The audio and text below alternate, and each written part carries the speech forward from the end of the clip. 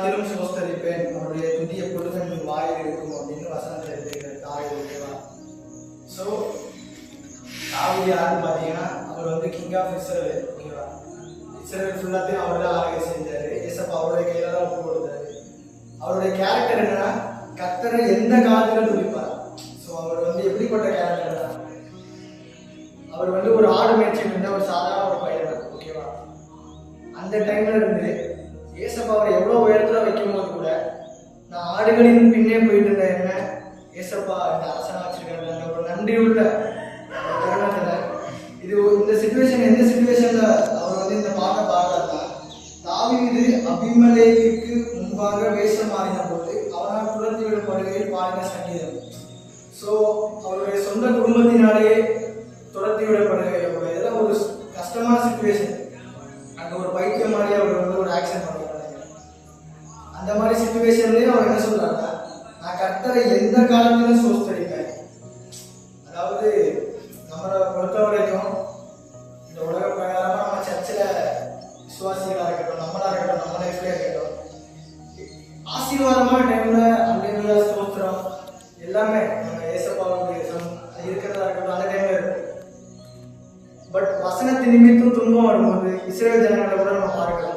தண்ணி லேட்டா வரும்போது, தண்ணி வராத போது, ஒரு இக்கட்டான சூழ்நிலை வரும்போது முழுமுழுக்கிறத பார்க்கலாம். ஸோ நம்ம எப்பவுமே நம்மளுடைய வாழ்க்கையில இந்த தாவீதை போல துன்பத்திலையும் இன்பத்திலையும் ஒரு எக்ஸாம்பிள் சொல்றேன். உண்மையான லவ். ஓகேவா? அந்த ஒரே ஒரு எக்ஸாம்பிள் சொல்லிட்டு முடிக்கிறேன்.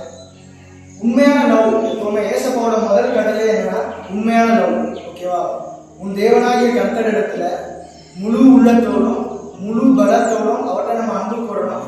அதுக்கப்புறம் உன்னை நேசிக்கிறத போல பிறனை நேசிக்கணும். இதுதான் உண்மையான அன்பு. ஓகேவா? கிறிஸ்டியானிட்டியை பொறுத்த வரைக்கும் ஏசப்பாட்ட நம்மகிட்ட எதிர்பார்க்கறது காணிக்கையோ இல்லாட்டி பொன் வெளி உங்களோட அசட்ஸ் எதுவுமே கிடையாது.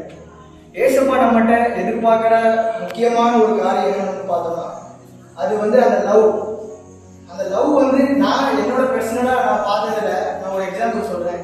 இந்த உலகத்துல உண்மையான லவ் நம்ம கண்டுபிடிக்கிறது எப்படி அப்படின்னா உண்மையான லவ், உண்மையான ஒரு அன்பு. அது வந்து லவ்னா நீங்க தப்பா நினைச்சிடக்கூடாது. ஒரு லவ்னா அம்மா அப்பா எல்லாமே அன்புன்றது. ஓகேவா? அந்த உண்மையான லவ் எப்படி அப்படி நம்ம கண்டுபிடிக்கலாம் ஒரே ஒரு ஃபார்முலா மட்டும் சொல்லுது. ஓகேவா? அது என்ன ஃபார்முலானா கையில பணம் பேரு புகழ் எல்லாம் இருக்கும்போது நம்ம கூட நிறைய பேர் இருப்பாங்க. ஓகேவா? பட் ஆனா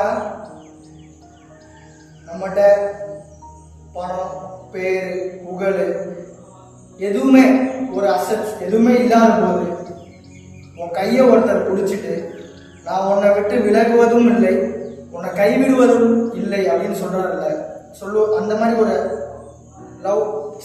அதாவது எப்படி சொல்றது, பைபிள் வசனத்துல அழகா வசனம் உண்டு. நம்முடைய தாழ்வில் நம்மை நினைத்தவரை துதியுங்கள் அவர் கிருபை என்றும் உள்ளதுன்ற அழகான ஒரு வசனம் இருக்கும். நம்மளுடைய தாழ்மையான நிலைமையில நம்ம கூட யாரெல்லாம் உண்மையா இருக்கிறாங்கன்றது தெரிஞ்சிடும். உண்மையான நம்ம கூட யாரெல்லாம் இருக்கிறா, யாரெல்லாம் நடிப்பு நம்மளுடைய பணத்திற்காக வராங்க, நம்மளோட பேருக்காக நம்மளுடைய புகழுக்காக நம்ம கூட வராங்க அப்படின்றது அந்த சிச்சுவேஷன்ல தெரியும். நமக்கு ஒரு இக்கெட்டு, நமக்கு ஒரு துன்பம், நமக்கு ஒரு இல்லாமை அப்படின்ற சிச்சுவேஷன் வரும்போது நம்ம கூட இருக்கிற நான் அந்த மாதிரி ஒரு சில கேரக்டர்ஸை பார்த்து வச்சிருக்கேன். நீங்க அந்த மாதிரி ஒரு கேரக்டர், அதாவது நம்மளுடைய தாழ்வுல நம்ம கூட இருக்கிற ஒரு விதமான லவ் உங்களுக்கு கிடைச்சிச்சுன்னா அந்த லவ் நம்ம லைஃப்ல மிஸ் பண்ணிடவே கூடாது. ஓகேவா? அந்த லவ் நான் இந்த உலகத்துல பார்த்த ஒரே நபர் அது யாருன்னா இயேசு கிறிஸ்துவை தவிர வேற யாருமே அதுக்கு தகுதி உள்ளவங்க கிடையாது. ஓகேவா? ஸோ அதனால ஏன்னா நம்மளுடைய தாழ்வுல நம்ம நினைக்கிறது இயேசு கிறிஸ்துவை தவிர வேற ஒருத்தருமே கிடையாது. அதுதான் நிதர்சனமான உண்மை. ஓகேவா? ஸோ அந்த மாதிரி அன்பு கிடைச்சிச்சுன்னா மிஸ் பண்ணிடக்கூடாது. ஸோ நம்ம கர்த்தரை இந்த வசனத்து மூலமா நம்ம பார்க்கறது என்னன்னா எந்த காலத்திலும் நம்மளை ஏசப்பா நம்ம பாவிகளா இருக்கும்போது நமக்காக சிலுவையில ரத்தம் செஞ்சினார். நம்ம பரிசுத்தமான இருக்கும்போது கிடையாது. கரெக்டு.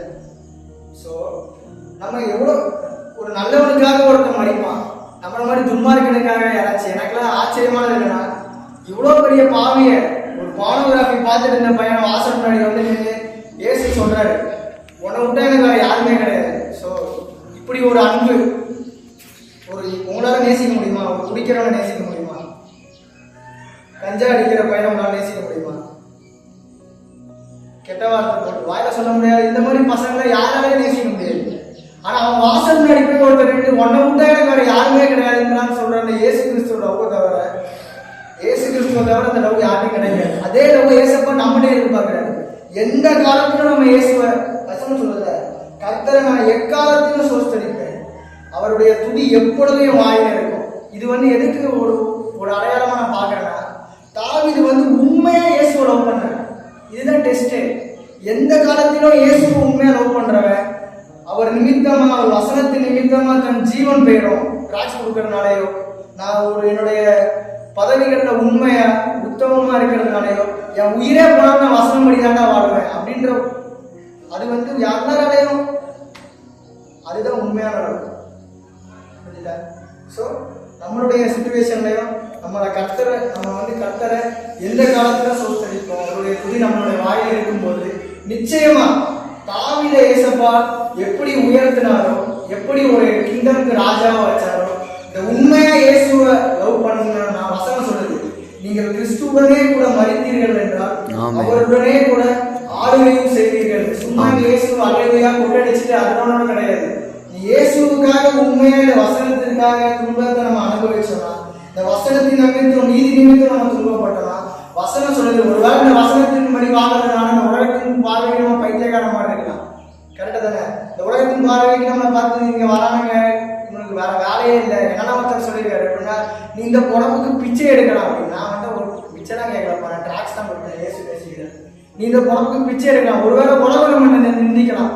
பட் இயேசுக்காக நம்மளுடைய அந்த பாடுகளை நிந்தையும் நீதி நிமித்தம் துன்பப்படும் போது வசனம் சொல்லுது, நீ கிறிஸ்துவுடனே கூட மரித்தனா அவருடனே கூட நம்ம ஆளுகையே செய்வோம். ஸோ இந்த குவாலிட்டி, இந்த உண்மை, இந்த வசனத்தோட ஒரிஜினல் அர்த்தம் என்னன்னா, தாவீதோட உண்மையான லவ் குறிக்குது. ஸோ நம்ம ஏசப்பாவை நான் ரொம்ப லவ் பண்றேன் ப்ரோ, என்னோட ஆசீர்வாதத்துல மட்டும் லவ் பண்ணுவேன், என் வீட்டுல நிறைய அவருக்கு வந்து பிளஸிங் கொடுக்கும் போது மட்டும் அல்லேலூயா ஸ்தோத்திரம், ஏதாச்சும் ஒரு டிலே ஆச்சுன்னா, ஏதாச்சும் ஒரு தாமதம் ஆயிட்டுனா, ஏதாச்சும் ஏசப்பா ரிப்ளை பண்ணனா எனக்கும் சேர்த்து நான் சொல்றேன், முடுமுடுத்துறேன். இந்த இயேசு எனக்கு தேவையில்லை, நான் இயேசு நம்பினேன், என் வாழ்க்கையில இப்படி நடந்துட்டு அப்படி நடந்துட்டு இல்லை இல்லை. வசனம் சொல்றது, கர்த்தரை நான் எக்காலத்திலும் சோஸ்தரிப்பேன், அவருடைய துதிய நாவில் இருக்கும். இந்த சிச்சுவேஷன் அவர் பாடும்போது அவர் எவ்வளவு பேர் தன்னை ஒரு பைத்தியக்காரர் மாதிரி அந்த இடத்துல காட்டி விரட்டி ஒரு கிங்க இன்னொரு நாட்டில் போயிட்டு சொந்த நாட்டு ஜனங்களே அவரை ஏற்றுக்கொள்ளாத போது அவரை வந்து அவர் வெளியில போய் அவனும் ஏற்றுக்கொள்ளல, அந்த பைத்தியமாக நடிச்சு எஸ்கேப் ஆவார். ஸோ எந்த ஒரு சிச்சுவேஷன் இது எழுதப்பட்டதுன்னா, அப்படிப்பட்ட ஒரு சிச்சுவேஷன்லேயும் அவர் சொல்றாரு, நான் கர்த்தரை எக்காலத்திலும் சோஸ்தரிப்பேன், அவரோட துதிய நாவில் இருக்கு. ஸோ இது மூலமா நம்ம வந்து கற்றுக்கிட வேண்டிய காரியம் உங்களுக்கு புரிஞ்சிருக்கோம். சரி, ஓகே. அப்பிரயோஜனமான பிள்ளை கடமையை மாத்திரம் செய்து எல்லா துதிகளும் இயேசுவுக்கே உண்டாகட்டும். ஆமென். அல்லேலூயா.